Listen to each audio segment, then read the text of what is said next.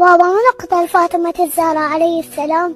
اللي قتل فاطمة الزهراء عليه السلام عمر وأبو بكر وعثمان، هم اللي عصروا فاطمة الزهراء عليه السلام وقتلوها.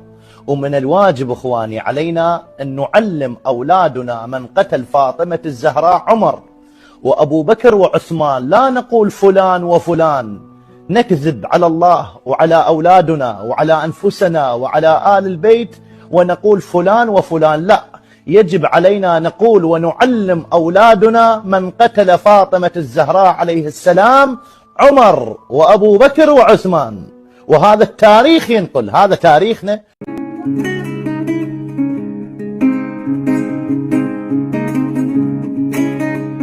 Assalamualaikum warahmatullahi wabarakatuh.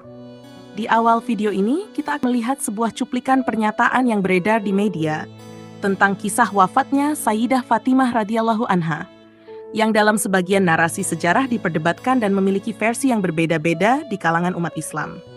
Dalam cuplikan tersebut, muncul cerita yang dinisbatkan pada sebagian kalangan Syiah bahwa wafatnya Fatimah dikaitkan dengan tindakan dari Umar bin Khattab dan Utsman bin Affan.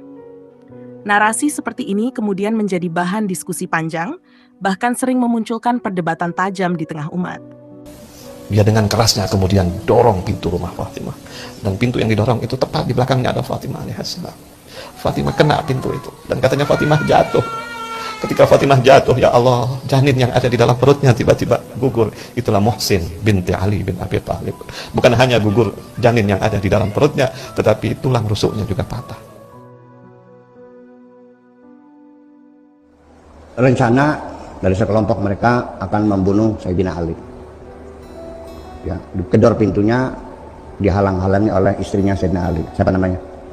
Fatimah. Siti Fatimah. Ditahan, didobrak sampai akhirnya lepaslah grandelnya, dan Siti Fatimah ada di balik pintu, dikencet sama pintu sampai mati, diinjak-injak semuanya itu. Dalam keadaan yang sangat genting sekali.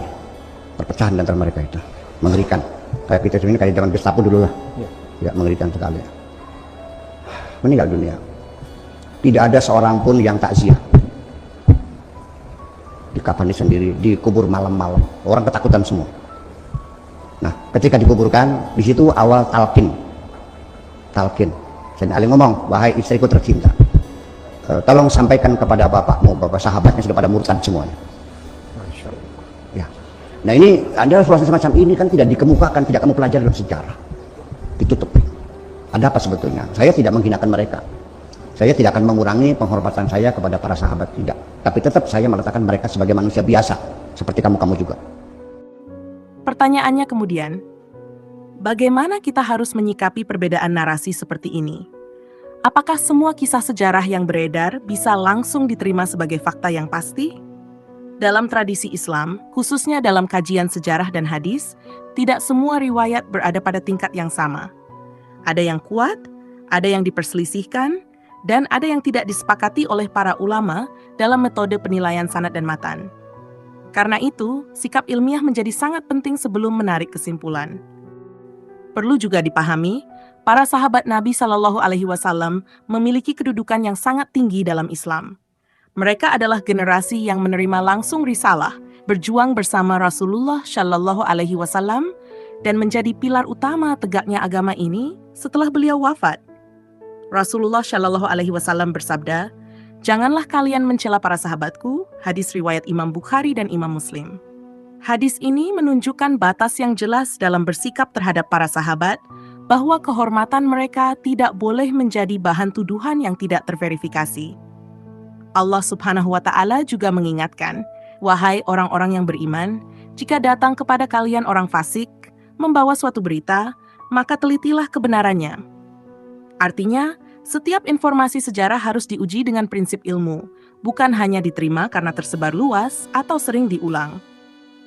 Sejarah Ahlul Bait sendiri tidak menunjukkan pola permusuhan sebagaimana yang sering digambarkan dalam sebagian narasi. Bahkan terdapat fakta yang kerap diabaikan, yaitu penamaan anak. Dalam sejumlah sumber disebutkan bahwa Ali radhiyallahu anhu menamai sebagian anaknya dengan nama para sahabat, termasuk Umar. Hal ini tidak hanya sekadar persoalan nama, tetapi juga dapat dipahami sebagai indikasi adanya hubungan yang tidak sejalan dengan narasi kebencian ekstrem yang sering muncul. Selain itu, Al-Quran telah memberikan kedudukan yang sangat tinggi kepada para sahabat Nabi. Dan orang-orang yang terdahulu lagi yang pertama-tama masuk Islam dari kalangan Muhajirin dan Ansyar, serta orang-orang yang mengikuti mereka dengan baik, Allah ridha kepada mereka dan mereka pun ridha kepadanya. Ayat ini menjadi prinsip dasar dalam memandang generasi awal Islam, yaitu dengan keadilan, bukan dengan kecurigaan atau prasangka yang tidak berdasar. What they say about kill Ali or hate Ali and Umar, what he have? Berhati-hati dalam menukil, adil dalam menilai, dan menjaga kehormatan generasi awal Islam sebagaimana mereka telah dimuliakan dalam nas-nas syar'i. Sebab jika sejarah awal umat ini dipenuhi narasi yang tidak terverifikasi tanpa kehati-hatian ilmiah, maka yang terganggu bukan hanya pemahaman sejarah, tetapi juga cara umat memandang agamanya sendiri. Wassalamualaikum warahmatullahi wabarakatuh.